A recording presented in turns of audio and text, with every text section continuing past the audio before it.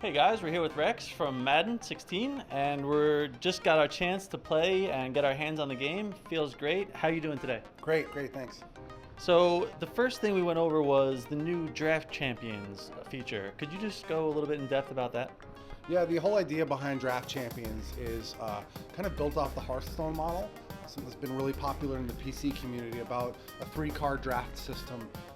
And the idea was to get people a sort of one-night experience where you could draft your team, play 3 or 4 games, win a championship, and you're out. And then you can rinse, repeat, and redraft a team and play as many times as you like. And you mentioned that in this mode there are custom stadiums for your teams? That's right. We let our art team kind of go crazy. They built a bunch of custom Draft Champions stadiums. These are fantasy stadiums that don't exist in the real world. They're sort of imagined by our art team, and they're really, really cool. We had a good talk about the new AI, a lot of the new AI mechanics.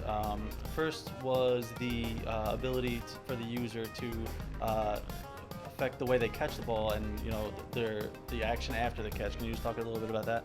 Yeah, so we've gone from one catch button, which was Y in previous Maddens and had been that way for 20 plus years, to a 3 catch system. So you can actually choose between an aggressive catch, a rack catch, or a possession catch.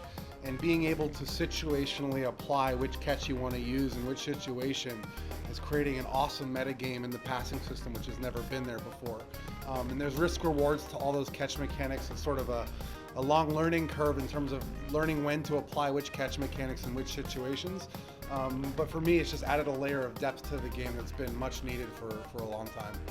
And as far as the CPU goes, when you're playing against the computer, we saw a lot of cool animations on the gang tackling and in the tackling. You mentioned how none of it's canned or anything. Can you just talk about how the new tackling mechanics work? Sure. So this is our 3rd year of having physics in the game. And our vision for physics was always that we get to an organic gang tackle system eventually. So what we have this year is what we call an IK attach system, where defenders their hands will attach to a ball carrier at any point on their body and then drag him to the ground. The problem we had with that system was anytime a defender touched him, the interaction would end. So we built the complementary system, which allows ball carriers to stay upright, so they're still moving and tugging their legs while defenders are clinging off of them. And they can either break out of that, or additional defenders can add on, create some really cool moments, as you know, because his game ended on an incredible break tackle touchdown gang tackle. It did. So we're really proud of that system, and it's been sort of a 3-year path to get us here, but we think it's great. And staying on the lines of playing against the computer, you mentioned how the computer quarterbacks are now smarter. Can you talk a little about that? Yeah, I think one of the biggest things for us in gameplay was the CPU quarterbacks not giving you a competitive game, and that was really a few different reasons. The first one was pressure awareness. They weren't able to be aware of when rushers would get off their blocks and be a threat to them, so they would just take sacks. So the first step was building in a pressure awareness system where they can do things like sidestep or roll out or scramble to avoid rushers. They also throw the ball away. They'll throw it out of bounds if they don't feel like they have a receiver versus taking a sack. The next thing was Dink and Dunk. So this is the concept of quarterbacks will show these 3-yard, 4-yard patterns all day long and move up and down the field, and it creates a really boring game. So we've added things like shot plays, where quarterbacks will recognize when they have a mismatch of a receiver and a defender, and will take that shot down the field at that receiver even if he's covered, which is something we've never had before. Previously, if he was covered, I'd never throw it to him. Now, if he's covered but he's got a mismatch, I'm going to just send it up there. So a much more dynamic system and a much more competitive game this year. Expect the CPU to put your game to the test. Very cool. And speaking of which, we saw on one of the plays in the corner of the end zone, there was a tip ball, and multiple players were going after the ball, trying to intercept it, keep it in play. Can you talk a little about the multiplayer catch dynamic you were talking about? So a complementary system of the wide receiver DB story is multiplayer catch interactions. And what that is, first time we've ever had something like this in Madden. I think it's the first time a sports game has ever had this period where 2 players, a receiver and a defender, can go up into the air in a synchronized animation.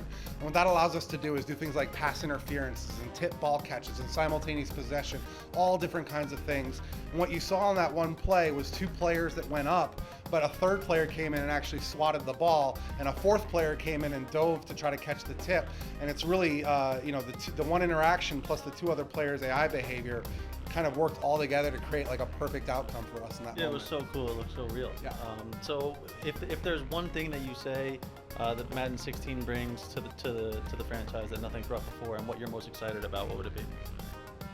I think it's really more about the sum of its parts versus one thing. Like this is an 80 rated game last year, and I feel like we're pushing close to that 85, 90 territory now, getting Madden back to where it should be. So that's when I say it's more about the sum of its parts. When it all comes together, all the legacy issues we've removed, all the new stuff we've added, just when you sit down and play the game, it feels like a significantly better game than last year, and last year's game was already pretty good. So I think that's the biggest thing for me, is just overall the game just feels really solid this year.